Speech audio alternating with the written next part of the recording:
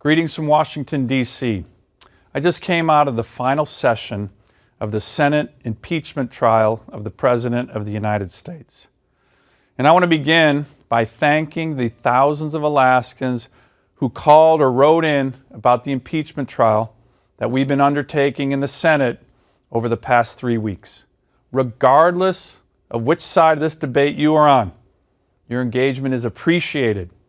In fact, it is crucial for our state and our country and our democratic system of government as we go forward. So again, thank you for sharing your thoughts with me and my whole team. I want Alaskans to know that I've focused intently on fulfilling my constitutional responsibilities throughout this process.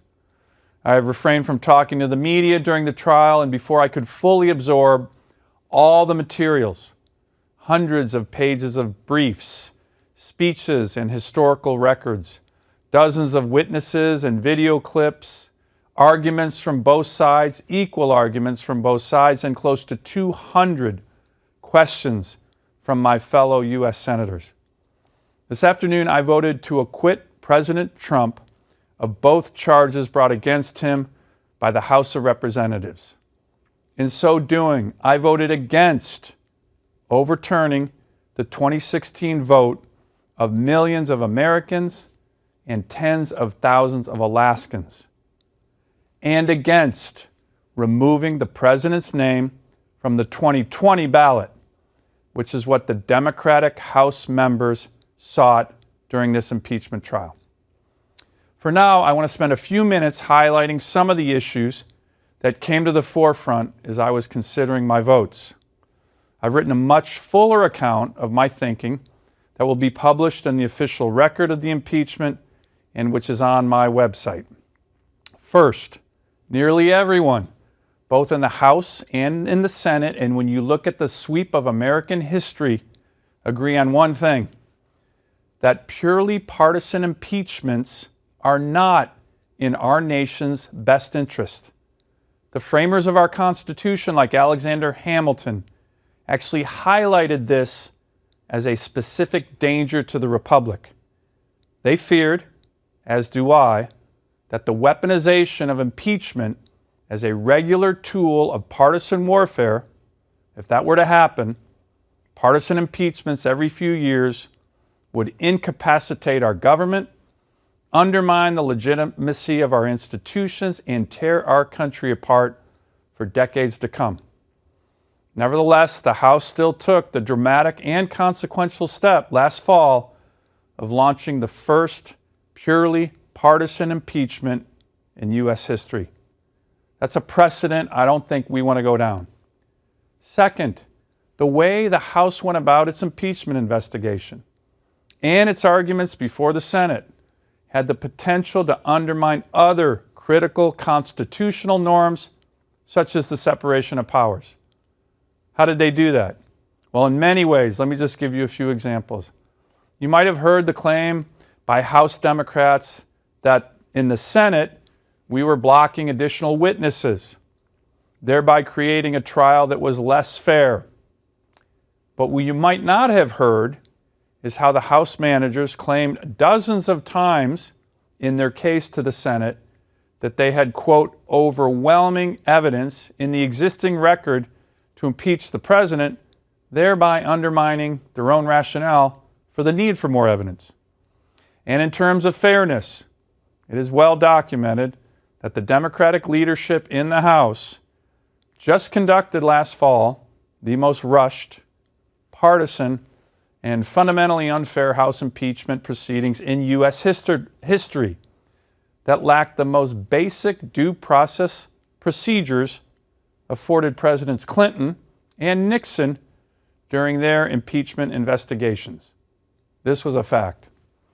A Senate vote to pursue additional evidence and witnesses would have turned the Article I constitutional impeachment responsibilities of the House and the Senate on their heads.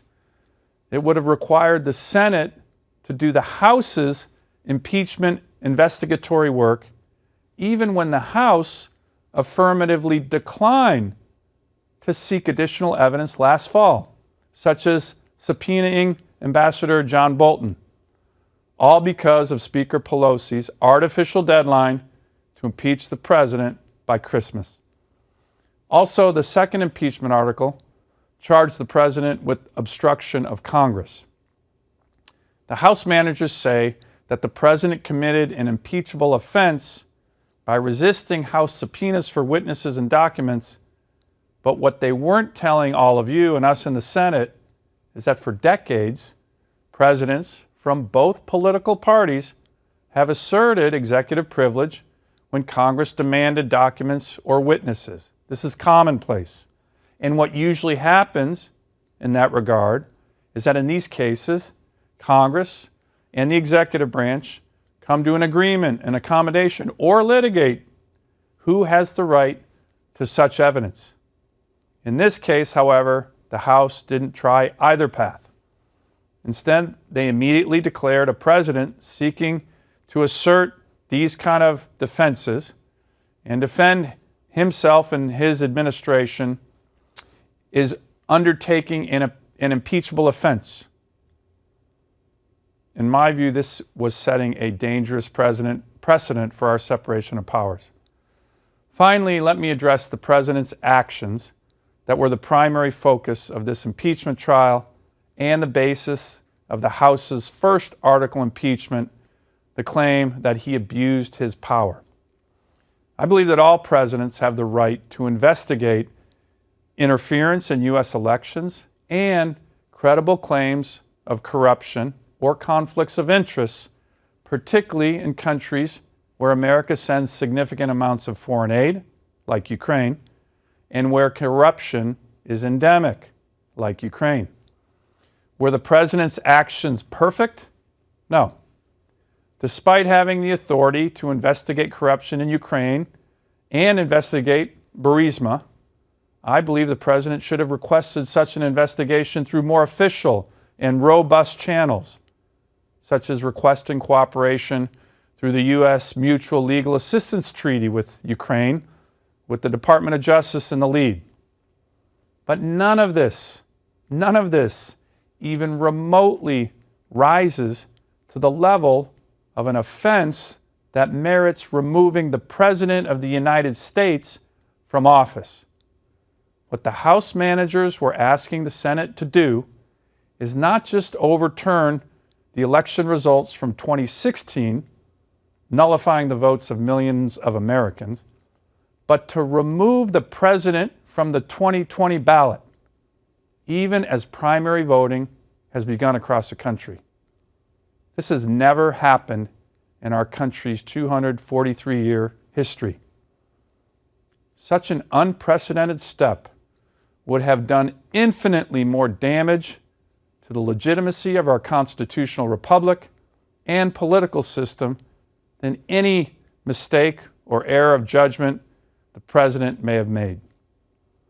An impeachment trial is supposed to be the last resort to protect the American people against the highest crimes that undermine or threaten the very foundations of our republic. Not to get rid of a president because a faction of one political party disagrees with the way he governs. That's what elections are for. And I trust the Alaskan and American people, not House Democrats, with the monumental decision of choosing who should lead our nation. So where do we go from here? Despite the partisan nature of this proceeding, I have hope. I see my colleagues on the other side of the aisle, my friends, who are willing to work with me on so many issues to find solutions sorely needed for our country and for Alaska. And back home, I see my fellow Alaskans so hungry to do their part to help heal the divides. We should end this chapter, this divisive chapter of American history, and we should take our clues from you, the people whose spirit and character guides this great nation. You want us to protect our Constitution? You know that we need to work together to address America's challenges. So, it's time to close this divisive chapter in our country's history and get back to the work that Alaskans want us to focus on: growing our economy, improving our infrastructure, rebuilding our military, cleaning up our oceans, lowering healthcare costs and drug prices, opening markets for our fishermen, and taking care of the most vulnerable in society, like survivors of sexual assault and domestic violence, and those struggling with addiction. That's what I'm committed to do with all of you. Thanks for listening.